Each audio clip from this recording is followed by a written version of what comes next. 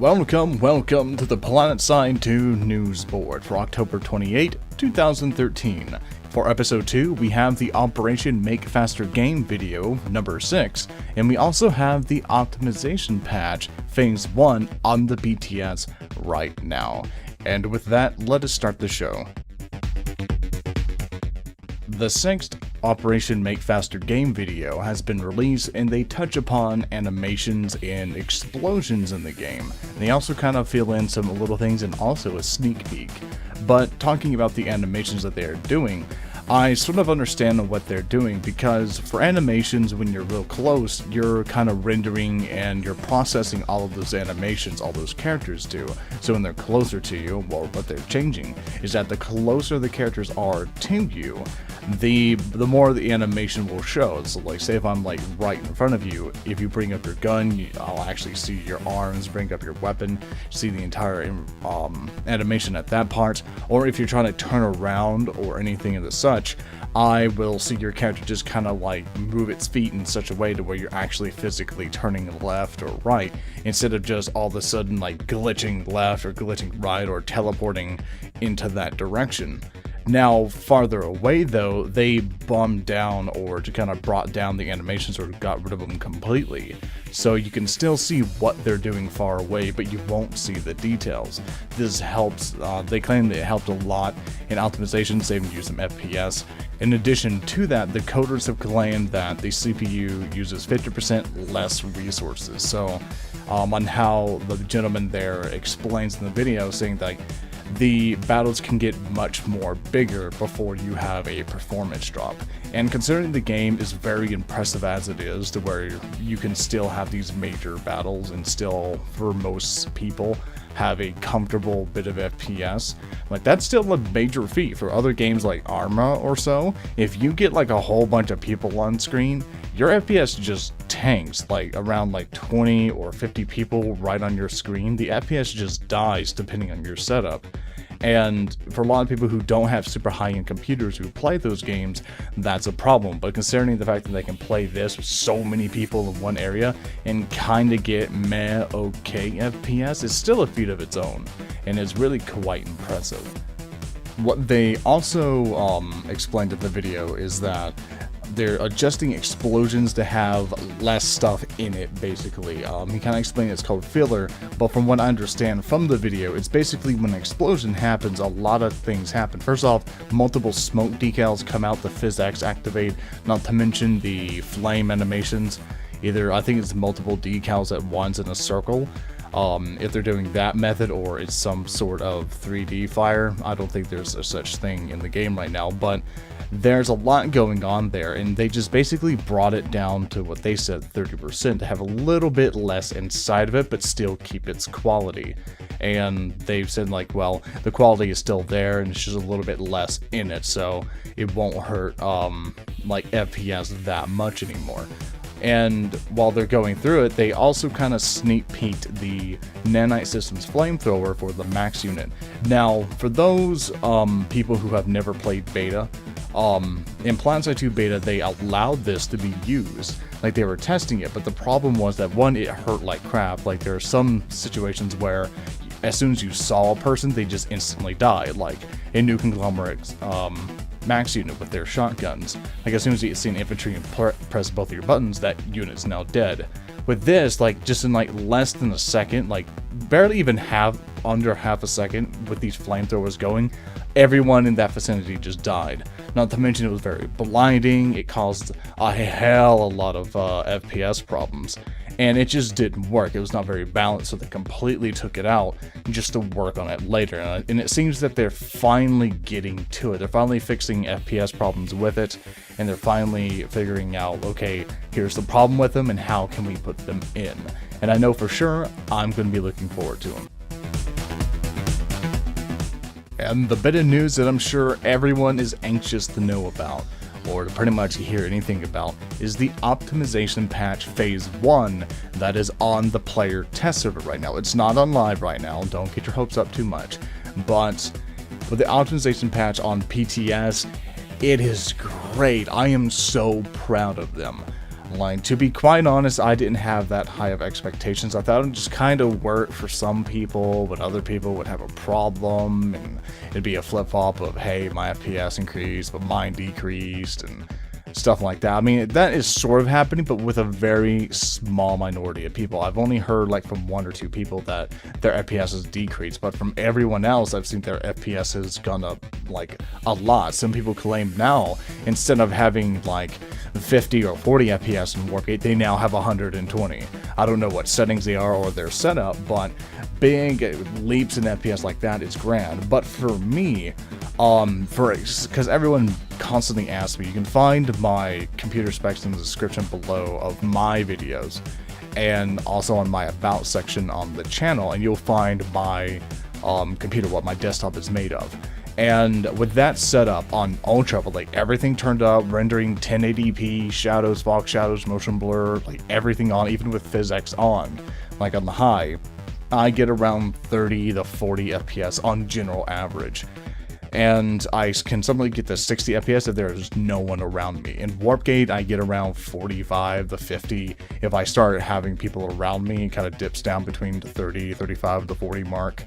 And if I'm just dead alone or really high in the sky, I get around 80 to 90, depending. Because, well, I'm not really rendering anything in that range high up in the sky. And ever since the PTS patch hit, my FPS has increased from, instead of the 30 to 40, it's now around 40 to 50 or 45 to 60. It's much higher than, it wasn't much higher, but it's higher than it was before. Not to mention, it's a bit more stable.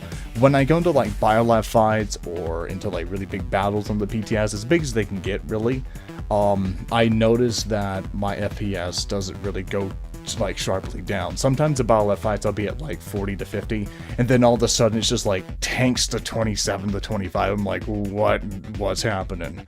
But of course, there's other things they changed as well. They made the UI a bit more flashier. I don't like the UI too much. The new UI that they have now is just like, why? Like, I don't understand the reason why they changed it to this. Because the UI looks great. Okay, don't get me wrong on that. It looks awesome, it looks sleek, it looks smooth, but the function of it does not do well. Because the problem is that for me and my outfit and multiple other outfits, like, we use the bars and little variants of the bars on whatever section, like on central HUD mode or on the bottom right health bar mode. Like, we use those bars to figure out, okay, one shot of this takes away 3 bars. Now with the new UI, we'd be like, okay, one shot takes away that general area. Like, we don't know. There's no like solid indicators. It's like, this is not like 1, 2, 3, 4, 5 damage. This is, hey, this bar looks cool damage. Like, it does not have a good representation of how much damage I've taken. I mean, I can gauge to see if it's halfway or so, and be like, well, I have half health. I can't go, oh, I have 5 bars left. And with that knowledge, I can say, well, a shot to the chest is about 3 bars, but to my head is about 5 bars, so I can probably survive, go and get somebody if I get shot once. Like, that's the mentality that I sometimes get, but with this new UI, I am like, well, I don't know how I'm gonna do, so I'm probably not gonna fight. So, because you can see how the mentality changes with new UI. Like, the UI's purpose is to relay information to the player. Like, hey, there's a guy there, this is your health, this is your ammo, this is your energy, this is this and that, this is what you are, this is all sorts of stuff. This is so you know what it is. It's your representation of, hey, like if you were feeling like you're near death, you physically don't feel that, so you need a UI to tell you, hey, you're going to die. And so the new, but just generalize that, UI looks great, it looks clear, it looks clean, I like it, it's a very nice UI, it just needs to be altered a bit to where I can figure out how much damage this and this does when I shoot that person. Does it do 2 bars of damage or a bar of damage? Like, what's going on there?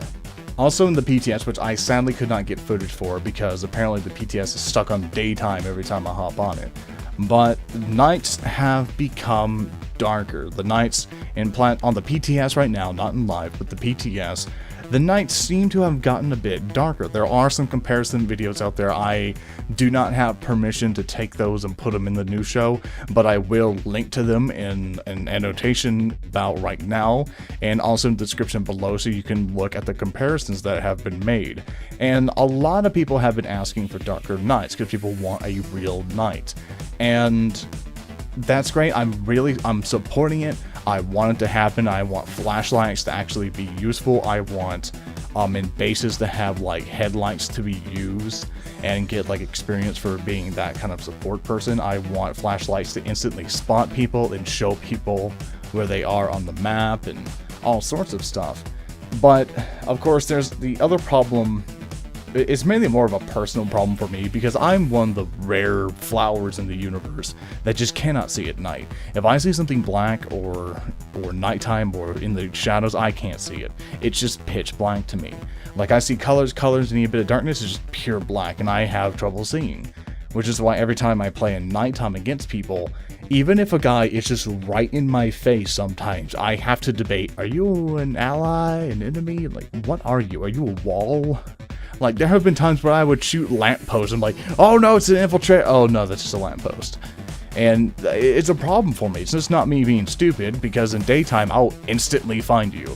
Like, I have no problem finding people in daytime. Nighttime, however, I'm just blind as a bat. Now, a lot of you might go, well, just turn up your brightness and stuff, or change your gamma, or anything like that in your monitor settings or whatever. And although my monitor has different settings that kind of adjust for that, I still have trouble, because if I bring up my brightness, though, everything's too glowy, and there's so much glowy stuff on my screen that people blend into it, and a whole other big can of worms and problems. But I am supporting it. I want it to happen. Don't get me wrong. I'm just saying that I know I'm going to have a much harder time playing the game.